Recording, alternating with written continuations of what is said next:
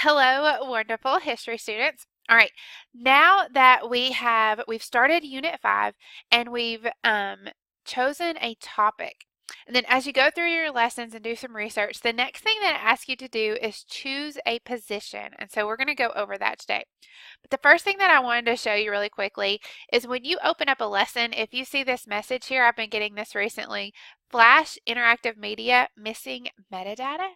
You can go up, and I'm just going to drag this down quickly because if you click on this little lock beside your, beside the address, what is this called? This is the address.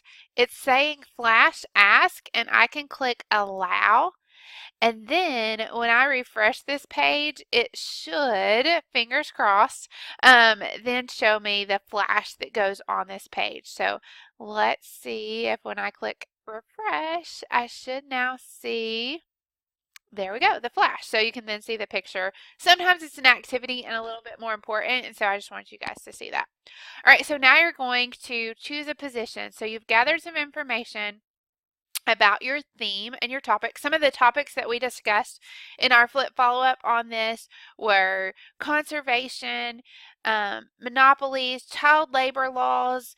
There's all kinds of things that and issues that we've been over as we've been studying this course. And so pick your topic, and then now you're going to choose a position. So you've gathered some information about your topic or your theme related to American history between 1877 and 1900. Now it's time to find out about the issues today. So once you finish the research, you can make the connection between the issues today and during the late 1800s and decide what your position is.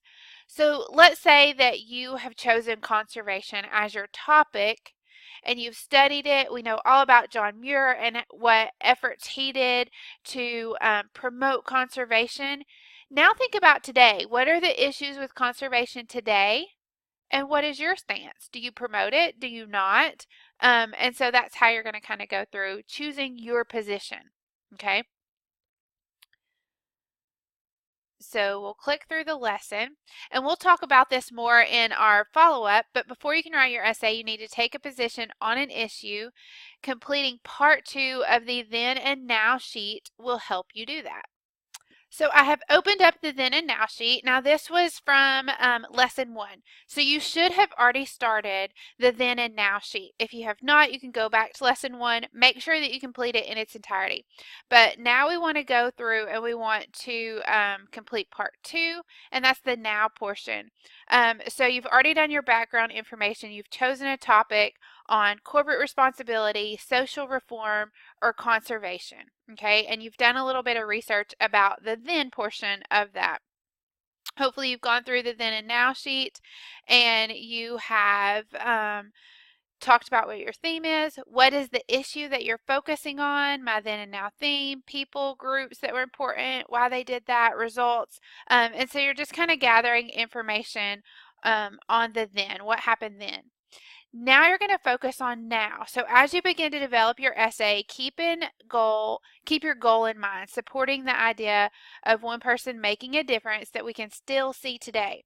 So for instance, if you have chosen that conservation theme and John Muir and how he started the national park system, and so how can we still see that difference today, and what is your stance on it? What can you do to continue that is kind of the goal that we're going for here. So now you should have enough information to answer the following question. Has any one person made a difference in an area of society that we can still see the effects of their efforts today? Look at the charts that you've completed in the past.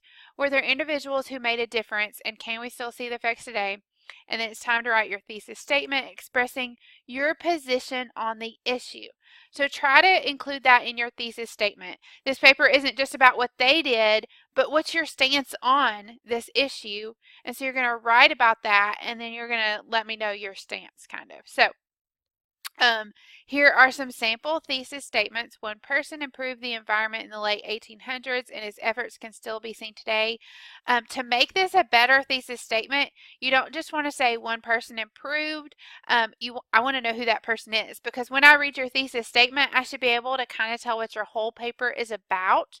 It could be in the introduction, but a super strong thesis statement is actually going to tell me what the whole paper is about, so I know who that person is. So you could say, John Muir is one person who improved the environment in the late 1800s, and his efforts can still be seen today. That's a much better thesis statement. Okay, and so there's a couple other examples. Remember, the goal of your paper is to connect issues important in the United States between 1877 and 1900 to the present. You must write about both the past and the present. So you're going to tell me about the issues of if you've chosen conservation or child labor laws or monopolies, whatever your issue was that you're talking about, you're going to talk about it then, and then you're going to talk about it now, and what's your stance as of now. Okay, we went over kind of thesis statements, and then here is the now portion where you're going to connect it to what's the issue today, okay, and picking your stance. We'll work through this a little bit more in our flip follow-up, so I hope to see you soon. Have a great day.